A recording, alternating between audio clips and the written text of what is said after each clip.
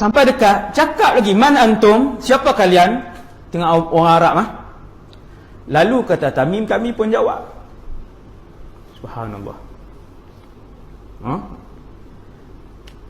Dengan pulau tak tahu, pulau tu di mana, pulau apa nama, macam mana nak balik, keluar satu binatang yang pelik, cakap lagi. Ketiga 30 masih berada di situ. Ini berani orang Arab. Kami pun jawab, kami pemuda daripada semenanjung tanah Arab. Mekah, Madinah, Yaman, semua tu semenanjung tanah Arab lah tuan-tuan. Oman, kan, Qatar, Kuwait, semenanjung tanah Arab. Semua mereka ni daripada dekat dengan Mekah, Madinah. Hak 30 ni. Arab juga, tapi agama Kristian, Nasrani. Kami pemuda Nasrani keluar dengan kapal, kemudian kami sesat 30 hari sampai di pulau ni.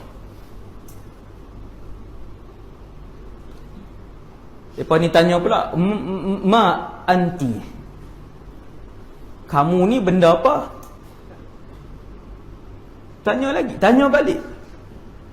Maka binatang ini bercakap dengan suara manusia yang dapat difahami dalam bahasa Arab.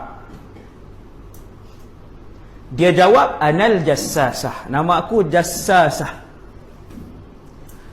Mereka ni tanya, wamal jassasah, jassasah ni binatang apa? Kalau baqaratun, hisanun, samakatun, yang tu pernah lah dengar. Kan ikan, ayam, udang semua ni. Jassasah ni binatang macam mana? Tak ada dalam senarai. Di zoo tak ada. Dia jawab, anal jassasah. Maka ni pun tanya, mal jassasah, jassasah ni binatang apa?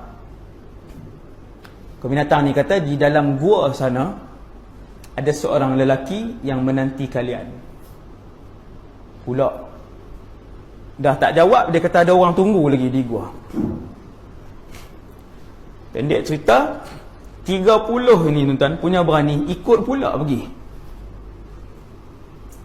Kalau kita kan cari kena makan ke apa ke, memang tak ikut dah masuk tengah hutan tu. 30 ni pun ikut sampai satu tempat sesorok tengah pulau. Bila masuk, kata Tamim, kami melihat satu orang lelaki yang kami tidak pernah melihat saiz tubuh yang sebesar itu selama kami hidup.